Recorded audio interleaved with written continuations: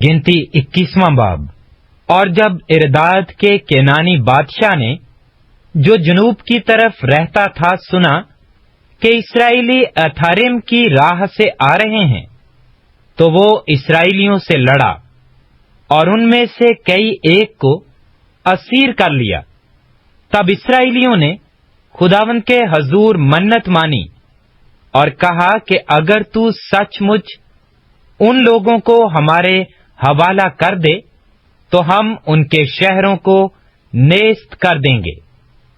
اور خداوند نے اسرائیل کی فریاد سنی اور کینانیوں کو ان کے حوالہ کر دیا، اور انہوں نے ان کو اور ان کے شہروں کو نیست کر دیا۔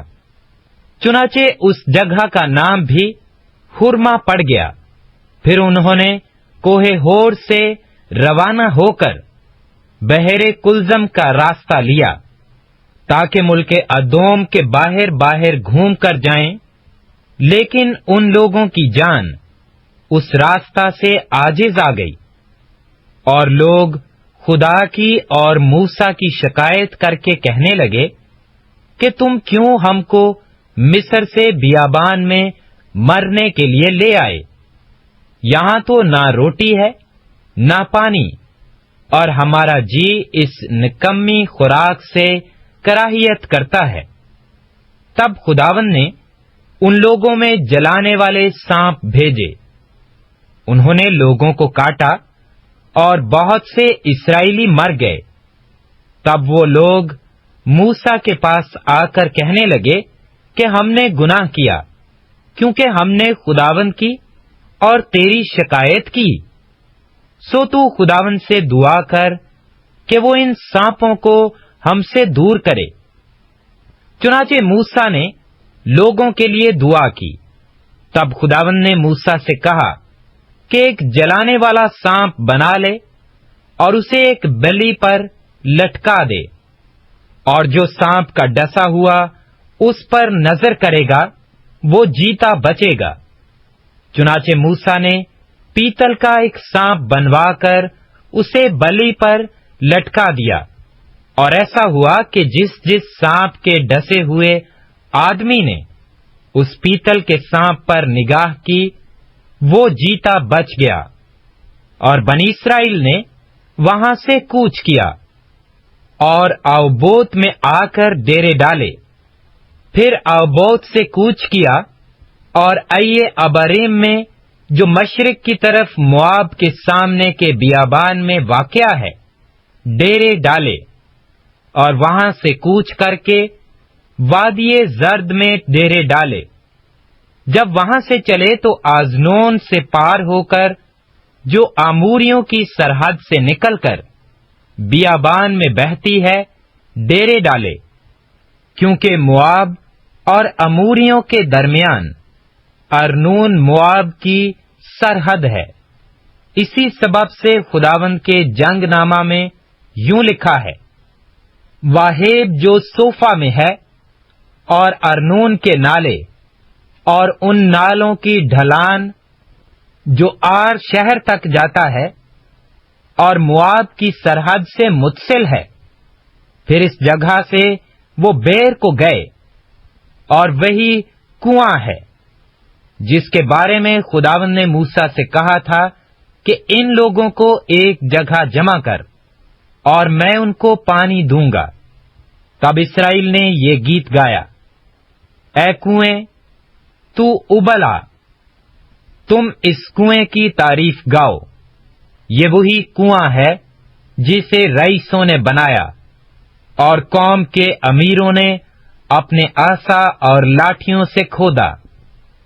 تب وہ اس دشت سے متنا کو گئے، اور متنا سے نہلیل کو، اور نہلیل سے بامات کو، اور بامات سے اس وادی میں پہنچ کر جو مواب کے میدان میں ہے پسگا کی اس چوٹی تک نکل گئے جہاں سے یشمین نظر آتا ہے۔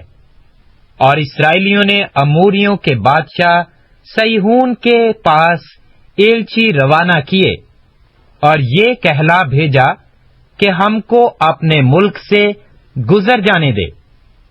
ہم کھیتیوں اور انگور کے باغوں میں نہیں گھسیں گے اور نہ کنووں کا پانی پئیں گے، بلکہ شاہراہ سے سیدھے چلے جائیں گے جب تک تیری حد کے باہر نہ ہو جائیں۔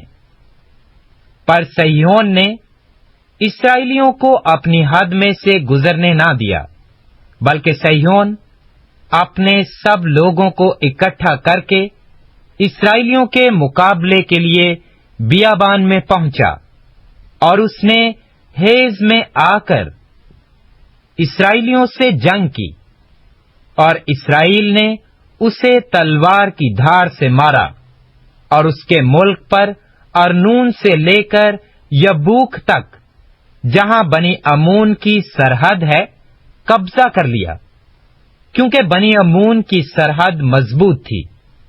سو بنی اسرائیل نے یہاں کے سب شہروں کو لے لیا، اور اموریوں کے سب شہروں میں، یعنی ہسبون اور اس کے آس پاس کے قصبوں میں بنی اسرائیل بس گئے۔ ہسبون اموریوں کے بادشاہ یہسون کا شہر تھا۔ اس نے مواب کے اگلے بادشاہ سے لڑ کر اس کے سارے ملک کو ارنون تک اس سے چھین لیا تھا۔